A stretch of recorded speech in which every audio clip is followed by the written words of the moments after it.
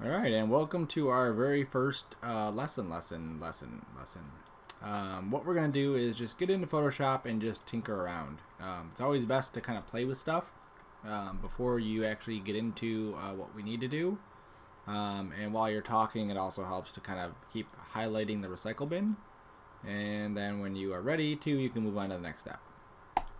Alright, so we're going to open Photoshop. And if you've never opened Photoshop before, one thing that you may want to do, or if you've opened Photoshop for years, one thing you may want to do is find Photoshop. There it is. And I'm using CC 2015.5. You may want to hold down Control, Alt, and Shift, and then click on the icon. And then just keep holding down those three buttons. And what should happen is it'll come up with this thing saying, do you want to delete your Photoshop settings? And I'm going to hit yes. And what that does is it gets me back to a default stage. That way, in case I have some crazy setting, or you have a crazy setting, it doesn't affect something that we're trying to do. Sometimes if your brushes are set to different things, or your pen tool or anything else, hotkeys can be modified. It can really kind of slow you down. So it's always good just to do that when you first start up a new project. That way you know everything's back to the default blockage. So Photoshop is still opening. I should still see some bars kind of popping up on the side here. Or maybe it's not. I don't know. It's opening. It doesn't want to open anything else. So this is a good time to kind of go through how do we get stuff back, because we should have a bar here and we should have some bars there. Oh, there they go. See, it's just taking its time. So I'm going to go just to a new document, and this interface here is kind of new to 2015.5. I'll probably just say hide under preferences, go to general. So if I go to preferences and I go to general, I could say don't show this thing because I don't like it. Me no likey. So I'm going to just hit new now. And whatever the default is here, I'm just going to hit OK. I just want to get a new document. There's some things we can play with. On the left side, here's all the common tools that we will be jumping in and out of. You do have a hotkey sheet in Canvas, so you could use this as your reference. Always use hotkeys. The more you use these things, the easier your life is going to be, and the happier you're going to be with yourself for using them. So one thing I'm going to do is, as I start to use some of these things, I'm going to be using these hotkeys. On my home screen, I have a window here, and then I also have a second monitor hooked up on the left side, so I can just take these and just slide it over. And especially for beginners, it definitely helps to keep these things handy. I work in about 10 different applications, all with different hotkeys, and they all are can confuse you. So always have it up. That way you can always keep an eye on what you need to do to work as quickly as possible. So I'm going to hit B to get to the brush tool. There's the brush tool. And you'll see that as I click and drag in here, I'm painting. And you'll see that my lines aren't really smooth. I'm drawing with a trackball. Okay? And basically what this is instead of moving the mouse around, it's a mouse with a ball on it, and you move your thumb around the ball in order to make the mouse move. So it's better for your hand and wrist and all that, but obviously it's very difficult to draw anything. Now here's one thing about Photoshop that you may not be aware of is the biggest thing with Photoshop is that it's a drawing and manipulation tool. Okay, so what that means is that I can come in here to my brush and I could draw stuff and create it. Now if I wanted to zoom in on this, I'm going to hold down Control and Space and click and drag, and it zooms in. Now if I zoom really far in, you can see up here it says 3200%. That's how far I zoomed in. And if you look on your list here of hotkeys, there's also a Z hand tool here. There's also here for zooming some different hotkeys also. Okay, so all these things are kind of listed. You can also take notes if you don't want to look at the sheet. You just want to do the ones I'm doing. But anyway, so all these little squares right here, these are pixels. And as I click and drag, what I'm doing is I'm basically filling in those pixels with a color. Now you'll see that this is a black color right here. That's the color I'm painting with. there's also a white, that's my background, but whatever's on top, that's what I'm painting with. Now you'll see that as I'm painting this, it's perfectly white, and as I paint it, the very center is black, and then we gradate out to like this white. And what is happening is the brush that I've chosen is very hard in the center and very soft on the edges, okay? So what that does is it creates a softening effect from the center outward. If I come up here to my brush, I have options that I could click and drag to change the hardness or even change the size.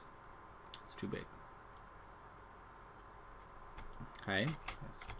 So now if I come over here and I click, you'll see that I get a lot more black in the center and then very little gray on the outside. Okay. Now that is all the way up to 100%. If I took this down to like 1 pixel, you'll see that even though I'm at 1 pixel, I'm still painting other pixels because that 1 pixel kind of bleeds over into other areas. Okay. But if I were to click right at the center of a pixel, you see that it does turn completely black. All right. Typically, you're never at this level painting stuff. This is just like way too zoomed in to be doing anything. So I'm going to zoom back out. So I could hold Control-Shift, click and drag, and zoom out. I could also hit Control-0, and what that does is it just frames my window onto my screen. Okay. So I'm going to make my brush a little bit bigger. So I'm holding down Alt, right-clicking and dragging, and that makes my brush bigger. I could also right click, that brings up this menu, and I can change my hardness or my size. I can also choose from some presets down here, which is obviously handy to do. So as I click and drag, you can see the effect of that. Take this hardness all the way down, take the hardness all the way up, and you can see the different effects of it. Okay. So that's what our brushes are going to be doing. So as we're doing this, we're basically just filling in all these little pixels, all these tiny little squares on our screen. Now here's another thing that is neat about Photoshop is that we have layers over here. So one of my default tabs is this layers tab. And basically, let's say I wanted to draw something on top of this, but I didn't want to destroy it. I'm going to go pick a different color. I'm going to go to my black swatch, and I'll just click on the red. Okay. Now if I click and drag over here, what it's going to do is it's going to overwrite those black pixels. Now those black pixels are gone, and I can never get those back unless I went back to my swatches and chose black and then painted on top of it. Now in this, we're just doing black and red. It's going to get much more complex as we go, where this isn't going to be an option. And in some cases, we may draw the perfect circle or square or whatever and just need to move it over without actually like redrawing anything. So in this layers tab, I'm going to show you 2 areas. So down here on the bottom, and this is going to be a common thread in Photoshop, there's a bunch of hotkeys down here that we could use. And then way up here, there's a little context menu. We click on that, and it'll actually give us the naming of it. Okay. So again, look at hotkeys, even if they're not on the list. This one is on the list, but if it wasn't on the list, still remember these because this is something you'll be doing a lot. So new layers, Control-Shift-N, or I simply click this, or I simply come down here to the new layer button and click that. Alright, so now let me pick a different color. So I'll go to something like that. I'll paint this. Okay. Now the look of this right now is similar to what we had before. Okay, except now we have this on 2 different layers. Let me make another layer. I'll go back to my swatch. I'll slide this bar up to maybe grab a green. That's gorgeous. And I'll do that too. Alright, so now I have this green, I have this kind of light red pinkish color, and then I have the black. Now I'm going to switch to my move tool. This is the move tool, the hotkey is V, so I just tap V, and if I am clicked on this layer 2, which is the green one, and I click and drag it, you can see how I can move this wherever I want. So if I want this over here, now it's over there. I can click on layer 1 and drag this wherever I want. Okay, so this is extremely handy to do. Now the background, this one where I started painting, if I click and drag on it, you'll see that it says it's locked. Okay, and that's what that lock means right there. If I click it off, then I can move it around.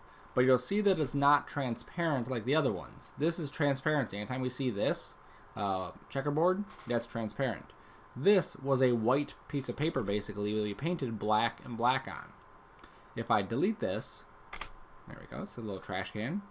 If I make a new layer, I go back to my brush by hitting B. I go back to here to pick it up in color. And I start to paint on here. And I switch back to the move tool. I can now move this. Now you'll see that as I'm moving this, it's under the green, but above the red. Okay, so you'll see how I'm able to do that because the layer itself is under the green and above the red. So that's how it's showing it. If I wanted to move this above the green, all I have to do is grab this layer and move it above. Now it's above the green and it's above the red. Okay, if I want the red to be on top, I move the red on top. And now the red is on top. It's like rocket science stuff. Alright, so now we have these three shapes. I can also add another layer, Control-Shift-N. Go down here, move this to the bottom. I don't like the look of this checkerboard, so I want a flat color there. So I'm going to go under Edit and say Fill. And what I can do here is say fill with the foreground, fill with the background, or fill with a specific color, or black, or 50% gray, or white. I want white. There we go. Just easier on the eyes to see that. I also don't like these, so I'm just going to grab all three of these. So I'm just clicking on the first one, holding Shift, clicking on the last one, and then I hit the trash can. I'll say, do you want to delete these? I'll say, sure do. Okay. So now what I'm going to do is I'm just going to make another new layer. And I'm going to use my next tool. Okay. And this tool here is a selection marquee, rectangular marquee. And what it allows you to do is click and drag and make a selection. Okay, so right now I've selected stuff, or I've outlined where I want to do something to, and then what I can do is go to Edit Fill and then choose a color. So let's say in this case I want red. There we go. Now I'm going to click and drag this over here. Alright, so I still have the same selection. You see, as I click and drag right on the box, I can move it. I'm going to make a new layer. I'm going to go to Edit, Fill again. Go to Color. And I'm going to choose green. There we go. And I'll click and drag this again. I'll click a new layer. And now I want to do blue. Now instead of me always going back up to Edit, back up to Fill, picking a color, and da-da-da-da-da. Oops. I'm going to click on this swatch, choose blue, and then I'm just going to use one of my hotkeys. Now if you look over here, you'll see that we have fill selection with background color, fill selection with foreground color. So the blue is my foreground color, so I want to use Alt backspace. Now as we're doing these kinds of ones that have Alt or Control, you'll see that these are Windows hotkeys. There's also a Mac hotkey, sheet 2 that you can utilize. But the main thing is Command on a Mac instead of Control, and Option instead of Alt. Okay, so on a Mac, instead of Alt backspace, you would use Option backspace. Okay, so I'm just going to hold Alt backspace, and then you'll see that my color here, this blue, gets filled in to that selection. Pretty cool. Okay. So now that I have these three layers, you'll see that I can also click these little eyes.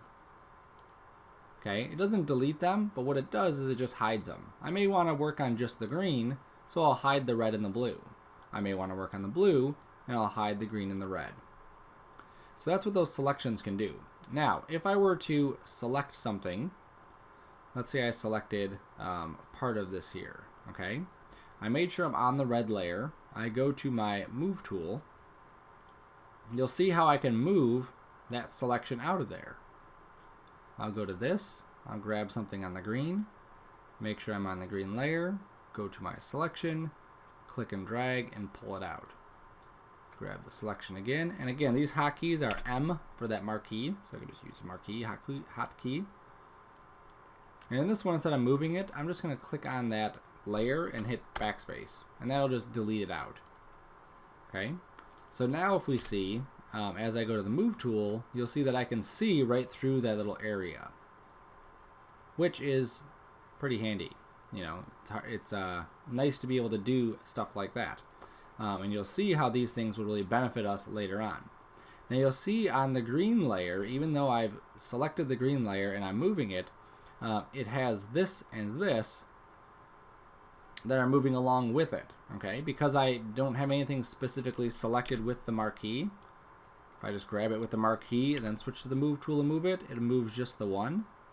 But if I go to the marquee and I just click off, switch back to the move tool, you'll see that it moves the entire layer, not just the individual piece. Okay, so these are not pieces, these are layers. Okay, you can imagine it like a piece of transparency paper where you've colored a red splotch, a green splotch, and a blue splotch, and then you can just kind of relayer those. So if you wanted to reorganize where these are at, you can reorganize those sheets of paper, and it'll change the appearance of that. Okay, so that's pretty handy. Now another thing we can do is on each one of these layers, we can double click off to the side. Okay, now if I double click here, it'll bring it up too, but just get in the habit of doing it off to the side because it's just gonna save some time.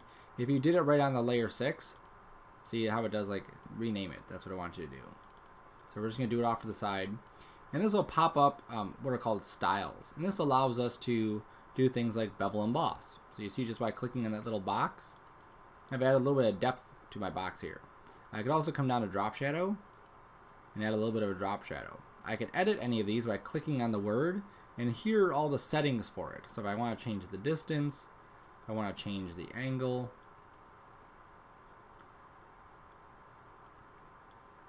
and Photoshop has gotten to the point where it's very easy to just kind of play with settings and see what things are doing.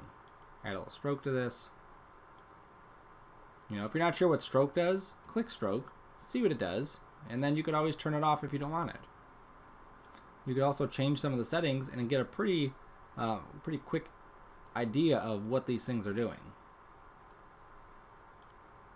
Okay, so now I've added this effect to that layer. Now it is going maybe a hair slower, but it's definitely workable.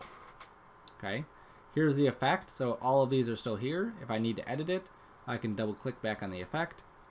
I can turn all of these things back off, hit OK, and they're still here, but it's not showing on this because they're not activated.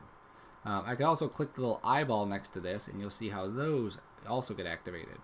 So there's a lot of different ways inside of Photoshop that we're going to be working, and a lot of it is these little nuanced tricks where we have to be pay very close attention to what we're clicking on, because just by accidentally clicking this off, it may appear that everything is cool here, and you may be confused as to why the effects aren't showing up, when really we just have to click that one button.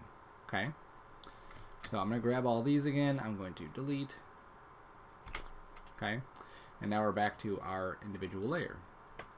Now Photoshop works with what's called RGB, and it works with CMYK too, but this is the main function of what we're going to be doing.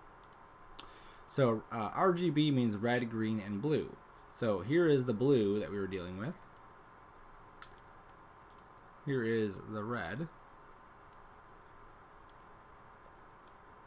And then there is the green. So what it's doing is, as these three colors are blending together, that's where it's creating all of those different images and different colors. And it's going to be kind of hard to see, but as we get closer in here, and I'm going to turn this pixel grid off. There we go.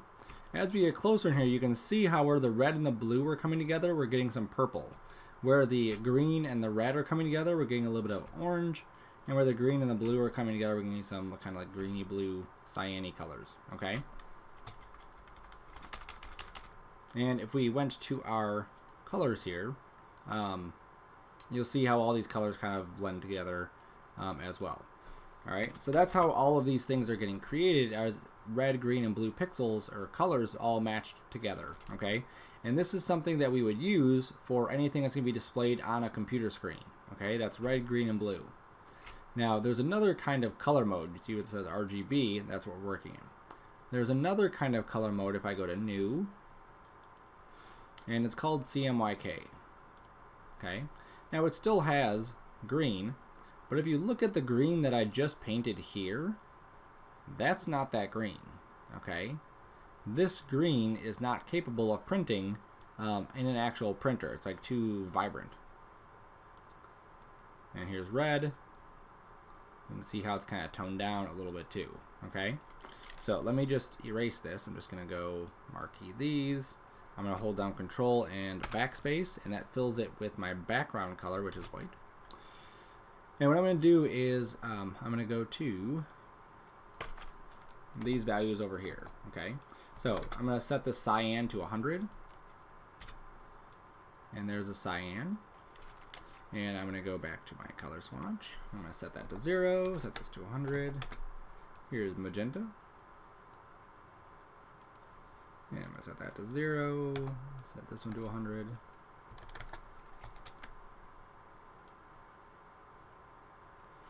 And go back to this. And set that to 100, and there we go. Okay, so now this is how stuff actually prints. If you ever open up your printer, you may see that you have a cyan, a magenta, and a yellow and black cartridge. So when these four things are mixed together, that's how you can get all the available things to print. So sometimes we will work in CMYK, sometimes we'll work in RGB, most of the time we'll work in RGB, okay? And typically what we would do is work in RGB, and then when we get to the end, we would convert that to a CMYK image, okay? So if I go to image mode, I can just change this to CMYK and just hit OK. And you'll see how we lost some of our colors, okay? And that's just part of the deal. You just have to tweak your settings so that they match better and you're using correct colors. And we'll get into some of that stuff as we start to tweak what we're working on. Okay, so I'm just going to close this file. I'm going to close that file. And let's go back to the new and just look at these settings here real quick. Okay, so one thing that it has is this name, and it's always good to name what we're working on. So I'm going to call that playing around. Under our document type, this is just defaults. Okay, what type do you want? Are you working with paper? Are you using it for web or icons or whatever? So for the most part, we'll be kind of entering our own numbers here. Now for the width, that's right now it's in inches, okay, and the height is also in inches. So if I did something that's 4 inches by 4 inches, when I printed it, it would be 4 inches by 4 inches, okay. So that's what these mean. Now this resolution right here, this is how many dots, how many of those pixels that we looked at are actually inside of each inch, okay. So imagine that you had 4 dots per inch, okay. So basically every inch has 4 dots in it, so each inch is like a 1/4 of an inch pixel. That's not a lot of color, just so you can see what that would look like. It's super tiny. Let me go back to my brush. Let me shrink my brush down because it's super big. There you go. And as I paint, this is what I'm going to get. This is 4 inches by 4 inches. So if I were to print this, this is what it would look like when I printed it. Just go back to that. All right. So now if I went in here and put, let's say, 1200 pixels in the resolution, and then I started painting, and I'm going to make my brush bigger, you can see how much smoother this color is going to be, okay? Because we basically have a lot more dots per inch. I'll turn the pixel grid back on so you can see it. More dots per inch, we have more abilities to color those dots and have different color transitions inside there, okay? So we want to find a good number for this, and this will be kind of something we set for every assignment that we do, okay? Any of these can also be changed here. So sometimes you may work in centimeters, millimeters, points, picas, columns, pixels, whatever, okay? I'm going to set this to just a 600 for now. 4 inches by 4 inches by 600 is a good size to start, play around. If you go too high in any of these numbers, your system may literally not be able to handle it, and as you paint, it's going to go really slow. Like down here is my estimated image size, 22 megabytes. Let's say I went with a 40 by 40 image. Now my file size is 2 gigs. So if I go in here and start to paint, you can see how slow this is going. My brush is not keeping up with where I'm painting. Okay, So we want to be realistic with what we're going to be doing with this, so we kind of keep it under manageable sizes. All right, the next one is our color mode. Like I said, most of the time we're going to be working with RGB. Okay, all the stuff right now is going to be displayed on the screen. I'm going to be looking at it on the screen, so I just want to use the RGB. We also have bits. Okay, we'll get into that in a second, but for now we'll just leave it at 8. And then our background color, white. We can set a background color or transparent or other. White's fine. And then some color space stuff and pixel aspect ratio. Typically, I never change these. Whatever the defaults are for these, white, RGB, sRGB, and square, I leave those. Okay. And then give this a name. I'm going to call it playing around. All right. So now I have a 4-inch by 4-inch image. All right. So now let's look at that bit depth. Okay. So you see it says RGB/8 or ocho. I'm going to go to color. Okay, so under window, these are all your different palettes here. So I can go to color, also go to swatches. I'm going to switch my color here to RGB sliders. And I'm going to go all the way down to the end. Okay, so all the colors that we see here are just representations of mixing red, green, and blue. So as I take red up, as I take green up, as I take blue up, you'll see that we get white. As I take all 3 down, we get black. As I take just the green up, we get green. As I take green and red up, I get yellow. As I take green down and take blue up, I get purple. Okay, red and blue make purple. You get the idea. All right, now if you look over here on the far right, it says 255. Okay, now the green right now is at 0. So basically we have from this point to that point, we have 255, actually 256 because we include 0, 256 different values of green, 256 values of red, and 256 values of blue. I'm going to go math for a second. If I take 256 and I multiply it times 256 and multiply that times 256, this gives me 16 million colors. Okay, so an 8-bit image, okay, gives me 255 levels of color per channel. Okay, and so what that means is that I have 16 million different color variations. Now you're going to say, wow, that's a lot of colors. Why would we need anything higher? And the fact is that in some cases we actually do need stuff higher because some things just don't turn out good. I'm going to switch real quick to a gradient, and I'll make this a round gradient. Okay, that actually doesn't look too bad there. Let me switch to a flat one. Let me make this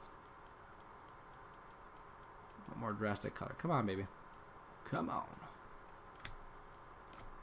Okay, so you may not be able to see it on your screen terribly, but up here in the blacks, this is basically going to a gray, and then there's a lot of black here. Even though I kind of drug this from top to bottom, I would think I would get a lot more different variations of black inside here. But realistically what's happening is I just don't have enough color information to create a super duper smooth gradient on here. I'm going to use an eyedropper. So I've hit I. Let me just hide that for a second. And I'm going to pull up my info, which is F8. There we go. And as I drag my mouse down, you can see how some of these values are not, watch right here where it says RGB, they're not even, like 35, 35, 35, 37, 36, 37. That doesn't make sense because it should be perfectly flat. 38, 40, and if I zoom in really close, you can see that even like these pixels here, you see that there's not a good gradation between them. Okay, so 256 levels basically of lines going up and down is what we have. All right, and when we stretch it out over a big image, it doesn't always work good. And then we try to print it, doesn't always work good even then. So if I go in here and I make a 32-bit image, let's say, and I go to a gradient, and I draw it, you can see that this looks much smoother. Now let me do I'm gonna just pull this out here. You can see the difference in the smoothness from one to the other. You can see how we have a lot more white going into gray and then going into black right here. So we can get a lot more smoothness in a 32-bit image because of how it's set up. Now we would ignore in this case this RGB number because it's not even using that anymore. Okay, even though in this one, just set that there, Even though in this one, if we go to the color, it still goes up to 255, but how it does its stuff is a lot different, okay? I'm just going to jump to the internet. Where's 16 bit? Where's 32 bit? Okay, I typed vit. Hopefully it finds it. Of course it does. It's Google. Okay, so oops, I wanted to go to the Wikipedia page. I should have typed in Wikipedia. And Wikipedia is actually pretty good for a lot of this kind of stuff because it has like these little formula type things in there. Okay. All right, so here we go. So here is 8-bit, and like we talked about before, it is 256 different levels. So that's how many different levels of each color that we have. Here is 15/16-bit, and in here we have 4,096 different levels per channel. Okay, so we had 16 million colors before, right? 256 times 256 times 256. You can trust me that that's how you figure that out. So if I did the same thing with 4,096, we get 1, 2, 3, 1, 2, 3, 1, 2, 3, 68.7 billion different color values. Okay, that's a lot of different colors that are inside there. And then if we go down to 32-bit, it's insane how much stuff we get. Okay, so the point is that sometimes we want to work at a lower resolution, like 8-bit is fine. Sometimes 16-bit is needed, sometimes 32-bit is needed, depending on what we're doing. Okay, so for most of our projects, we're going to work at 8-bit right here, but I do want you to be aware of that because as you go further into the MACA program or your education, you will be playing with these other values. Like in After Effects, we play with 16 or 32-bit because we need it to capture some of those color changes and variations, especially with a gradient. When you animate a gradient, it definitely needs it. Cool. All right. So now we have our file. We've gone over some of the very, very basic stuff over layers. We've gone over some of the brush stuff and some of the selection and moving stuff. Feel free to experiment. And not just feel free to, just kind of play with things and see. See what things are going to do. As we get further into the class, we're going to be dipping into each one of these tools, plus a bunch more. So don't think that you need to attack all of these and know what everything is right away when we get into our first assignment. We'll take it very slow into what each tool that we need, and then we'll go from there. Now, play around with brushes. Oops, go to my brush. Go here. Feel free to scroll through and grab a different brush and change the brush size. Hotkeys are left bracket and right bracket. You can see how different brushes can do different things. There's even like a grass brush. Make that green. Ooh.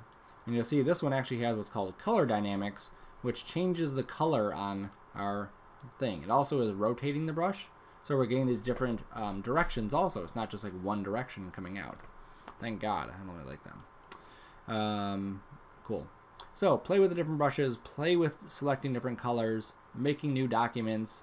Do that for just your first day. Just get used to playing around in Photoshop and messing around with some of the stuff in there, okay? You can also use these colors here as a way to select colors instead of clicking, okay? Instead of clicking on this and going to the color grid, you could use that. I actually prefer using the HSB, okay? And that's what we were seeing when we clicked on this, is the hue, which is right here, and the saturation, which is the purity of that color, and then the value, which is how much black or how much white is in it, okay? So I like to use this because I'll basically go like, I'm going to go to green, and I want it to be brighter, and I want the saturation to be a bit less. Okay, and then that gives me the color that I'm looking for. Okay, or I could just say, no, I want that to be a little bit more in the green area, a little bit more saturated here. As opposed to one of the RGB sliders, you're mixing colors, and this way you're not really mixing colors. I like this. Cool. All right, so play with Photoshop a bit. You just mess around, you know, go crazy, and then you can save your stuff if you want to. We'll get into the actual like saving stuff next time. So just save it wherever for now. When you save your files, they'll be saved as a Photoshop PSD. That's our file. And there's a bunch of other formats we could save it to, but PSD is the one that will retain all the stuff that we've been doing. Also play around with making new layers. Adding grass on this layer. Going to the move tool, moving the grass. Maybe you go to your brush and you find the leaf brush. That's another one. There you go. And you grab this and you go to orange. And now, oh, it's way too small. It's like pixie dust. There we go. Lots of leaves. And then we can move that around. Make another new document. Yeah, paint that there. Move that over here. Okay. So lots of cool stuff. And you'll see how I'm just using my hotkeys. I'm not even going to those menus. I'm just using my hotkeys to get there. Make another new layer. Shrink this down.